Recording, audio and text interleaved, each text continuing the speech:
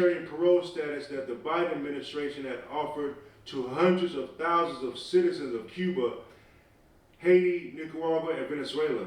They want to snatch away supports that hundreds of thousands of people been getting. They just want to snatch that from underneath them, right? So they don't care about, they want them out of here, right? They feel like that's going to help make America great again, right?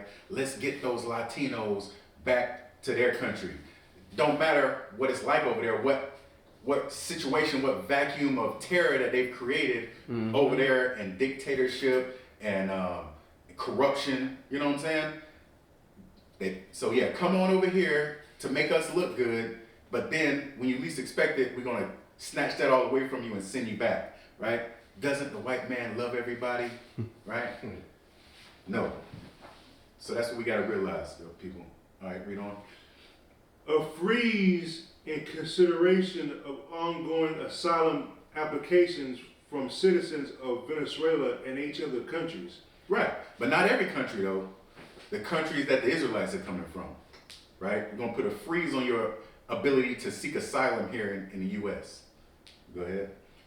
Inclusion of Venezuelans in travel bans prohibiting the entry of citizens from 39 countries. Right. So not only do we want you out of here, but we're gonna put a stop to y'all being able to come in, right? That's how so-called white man wants to make America great again, right? Your neighbor, right? Your coworker, you know, one that you eat lunch with and all that. You got to understand, people, he's not your friend, right? He's calling you a nigger and a spick when you ain't around, okay? True. And if you don't believe that, you're fooling yourself, right? Wake the hell up, people. Go ahead. Inclusion of Venezuela in a list of 38 countries whose citizens must pay a $15,000 bond to apply for a visa to enter the United States.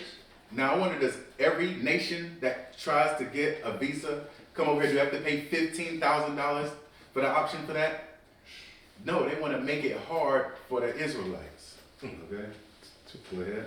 To this list, of course, must be added the administration's March 2025 invocation of the Alien Enemies Act to remove Venezuelans without due process on suspicion of ties to the Tren de Aragua organized crime group. Yeah, they want to try to say, oh, well, you know, we should be able to send y'all back without the proper process of the judicial system, because they're going to say, oh, you could possibly be part of this gang, part of this organized crime, you know, family, without any proof.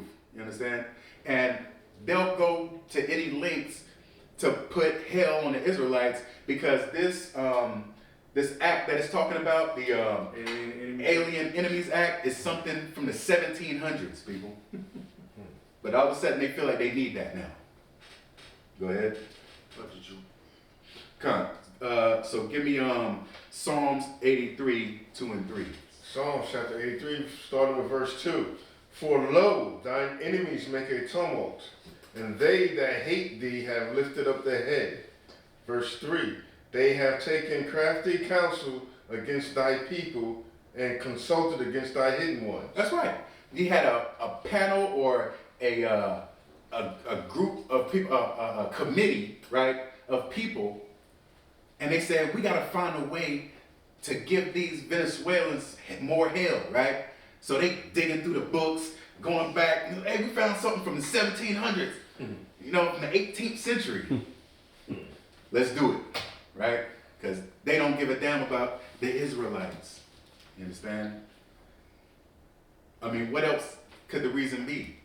I mean, of course, money, that's always in a part of it, right? But they're not going to any lengths to oppress the Asians or the East Indians, right?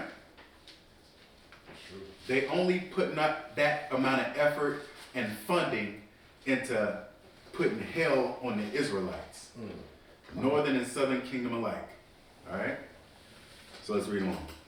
Nonetheless, the New York Times reported on December 27th that In internal deliberations, White House Deputy Chief of Staff Stephen Miller, quote, told officials that if the United States and Venezuela were at war, the Trump administration could again invoke the Alien Enemies Act on an 18th century law to expedite deportations of hundreds of thousands of Venezuelans the administration stripped of temporary protected status. You know, hey, they want y'all Venezuelans out of here, and you know, I can't lie now, a lot of Venezuelans, you know, y'all of the lighter persuasion, and so some of y'all's gotten proud thinking you right along with the white man. Right. And now he's teaching you a lesson. Right. You're just a nigger, just like me and everybody, all the other Israelites, right? Right.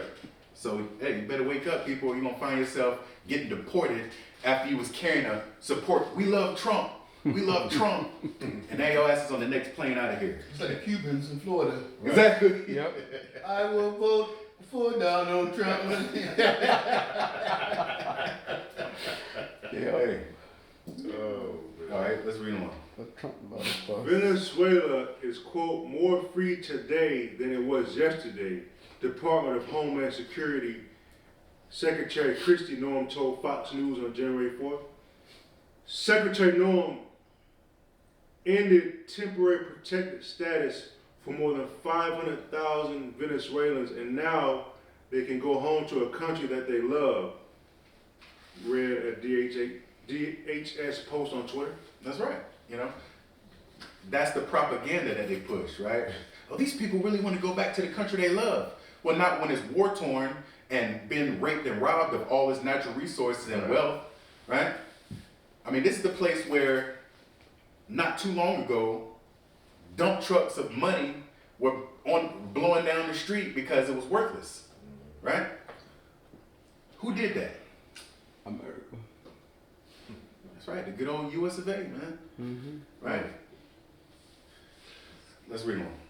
Noem added that Venezuelans in the United States who have lost their TPS can return to their homeland and apply for refugee status. Right, so this is them trying to justify them taking away their temporary protected status here. Go ahead, but let's see what the real part of it is. An impossibility. It's impossible though. It's impossible for them to go back to Venezuela and seek asylum, right, in America. And why is that? Read on. An impossibility since there is no U.S. diplomatic or consular presence in Venezuela. There is no diplomatic or consulate presence in Venezuela. So it's another lie, right? They're gonna send you back there. Oh yeah, just go back to Venezuela and then you can apply for asylum. No, you can't, because there's nowhere to apply for it at. They've done taken that out. See? Go ahead. And because the Trump administration has almost completely undone the U.S. refugee admissions program. Right. They only want to allow refugees from the non-Israelite countries, let's say it like that. Like The cost to cross from Tijuana was previously around $8,000, and it can now go up to $20,000 to cross through the Sonoran Desert, or even $30,000 to travel via sea. Right. So now we're talking about Mexico, right? This is dealing with Mexico now. So because we know how those Mexicans have so much money, right? Especially in American dollars, to be able to pay to come over here. No, man, they might as well just build a. Oh wait, they are trying to build a wall. You know what I'm saying? We gotta wake up, so-called Mexicans, right? Really, Issacharites, okay? And you should feel that now, because the Edomites are the ones that's got their foot up your ass. Go ahead.